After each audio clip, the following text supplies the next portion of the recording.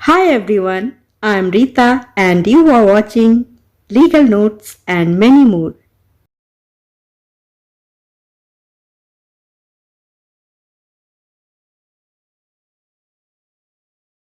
Hello friends, how are you all? उम्मीद है अच्छे होंगे और अपनी ज़िंदगी में अच्छा कर रहे होंगे। फ्रेंड्स, आज की वीडियो में हम साइबर लॉ के बारे में डिस्कस करेंगे। तो आइए फ्रेंड्स, चलिए वीडियो शुरू करते हैं। फ्रेंड्स, इंटरनेट की दुनिया जिसका जन्म कंप्यूटर से हुआ है को साइबर स्पेस के नाम से जाना जाता है और इस साइबर स्पेस में लागू होने वाले कानूनों यानी कि रूल्स, रेगुलेशंस और लॉज को साइबर कानून, साइबर लॉ या आईटी लॉ के नाम से जाना जाता है। साइबर लॉ को सूचना प्रौद्योगिकी कानून यानी कि इंफॉर्मेशन टेक्नोलॉजी लॉ भी कहा जाता है और इसमें सूचना प्रौद्योगिकी सहित कंप्यूटिंग और इंटरनेट से संबंधित कानून शामिल हैं। फ्रेंड्स, इसका संबंध कानूनी सूचना विज्ञान यानी कि लीगल इंफॉर्मेटिक्स से है तथा यह इन क्षेत्रों के डिजिटल प्रसार यानी कि डिजिटल डिसएमिनेशन को नियंत्रित करता है। डिजिटलाइज्ड सूचना और सॉफ्टवेयर अर्थात both digitalised information and software, सुरक्षा यानी कि सिक्योरिटी, इलेक्ट्रॉनिक वाणिज्य यानी कि इलेक्ट्रॉनिक व्यापार या इलेक्ट्रॉनिक कॉमर्स या ई कॉमर्स। और फ्रेंड्स, यह इन मामलों में बौद्धिक संपदा जिसे कि इंग्लिश में इंटेलेक्चुअल प्रॉपर्टी कहते हैं के विशिष्ट मुद्दों की बात करता है। इंटेलेक्चुअल प्रॉपर्टी बौद्धिक संपदा या आईपी दिमाग की रचनाओं को संदर्भित करता है, जैसे आविष्कार, साहित्यिक और कलात्मक कार्य, डिजाइन और वाणिज्य में उपयोग किए जाने वाले प्रतीक, नाम और चित्र आदि। कंप्यूटिंग और ऑनलाइन में इन कंप्यूटिंग एंड ऑनलाइन, अनुबंध कानून यानी कि कॉन्ट्रैक्ट में, गोपनीयता अर्थात प्राइवेसी में, क्षेत्राधिकार यानी कि ज्यूरिसडिक्शन में। फ्रेंड्स, क्योंकि यह एक प्रकार से विश्वव्यापी अधिकार क्षेत्र रखता है, इसलिए इंटरनेट के सभी उपयोगकर्ता इसके अधिकार क्षेत्र में आते हैं। कम शब्दों में कहें तो साइबर कानून कंप्यूटर और इंटरनेट को नियंत्रित रखने वाला कानून है। फ्रेंड्स, जहां तक सूचना प्रौद्योगिकी अधिनियम यानी कि साइबर लॉ के इतिहास का सवाल है, तो साइबर लॉ का जन्म संयुक्त राष्ट्र महासभा अर्थात यूनाइटेड नेशंस के दिनांक 30 जनवरी 1997 की संकल्प से हुआ था, जिसके परिणाम स्वरूप अंतर्राष्ट्रीय व्यापार कानून एवं इलेक्ट्रॉनिक व्यापार को इस कानून के अंतर्गत लाया गया। वहीं फ्रेंड्स, अगर हम बात करें इंडिया की, तो जुलाई 1998 में इलेक्ट्रॉनिक्स विभाग ने इसका प्रारूप तैयार किया, परंतु इसे 16 दिसंबर 1999 को सदन में तभी पेश किया जा सका जब नए आईटी मंत्रालय का गठन किया गया। चलिए फ्रेंड्स, अब हम जान लेते हैं कि साइबर लॉ का एरिया क्या है, अर्थात यह किन किन क्षेत्रों में लागू होता है।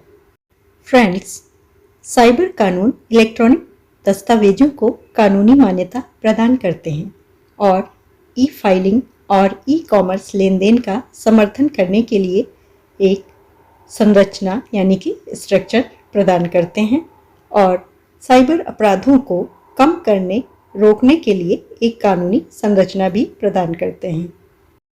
फ्रेंड्स, जैसा कि हम जान चुके हैं कि साइबर कानून, जिसे आईटी कानून भी कहा जाता है, कंप्यूटर और इंटरनेट सहित सूचना प्रौद्योगिकी यानी कि इंफॉर्मेशन टेक्नोलॉजी से संबंधित कानून यानी कि लॉ है।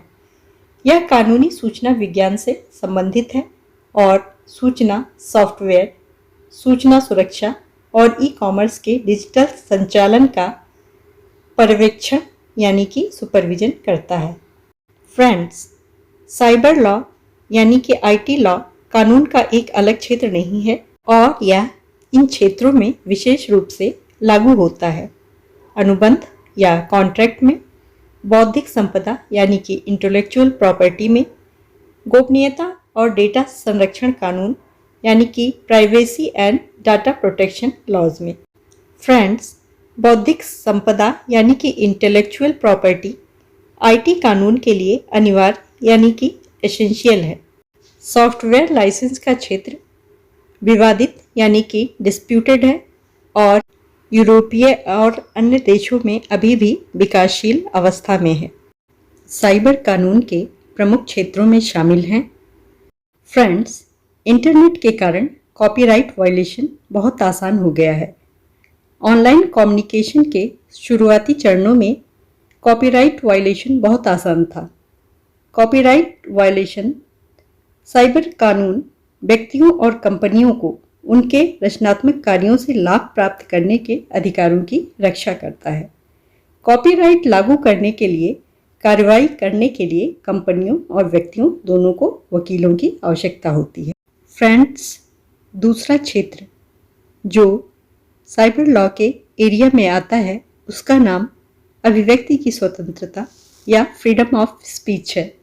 अभिव्यक्ति की स्वतंत्रता में साइबर कानून का एक इम्पॉर्टेंट रोल है।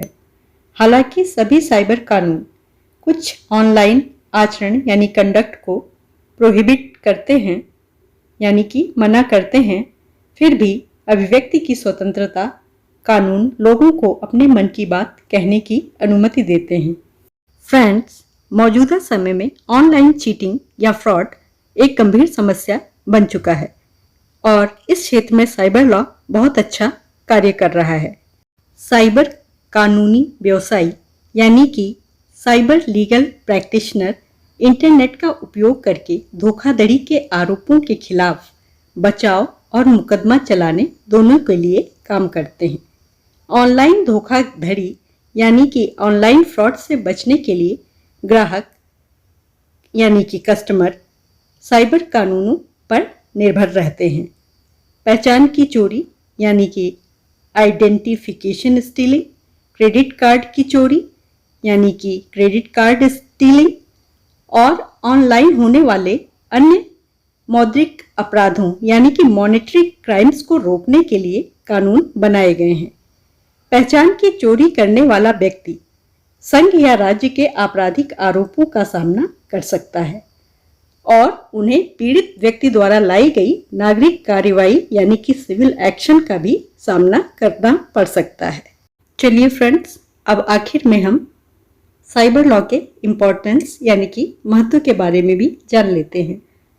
साइबर कानून यानी कि आईटी लॉ का हमारे जीवन में बहुत महत्वपूर्ण स्थान है, क्योंकि यह लेन देन यानी कि ट्रांजैक्शन और ऑनलाइन गतिविधियों यानी कि ऑनलाइन एक्टिविटीज के लगभग सभी पहलुओं को छूता है और इंटरनेट, वर्ल्ड वाइड वेब और साइबर स्पेस को शामिल करता है।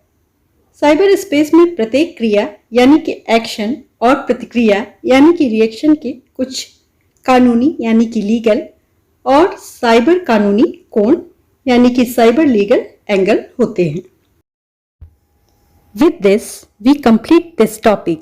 If there is any doubt, any query, please write it in comment below and also do subscribe the channel. Bye bye for now.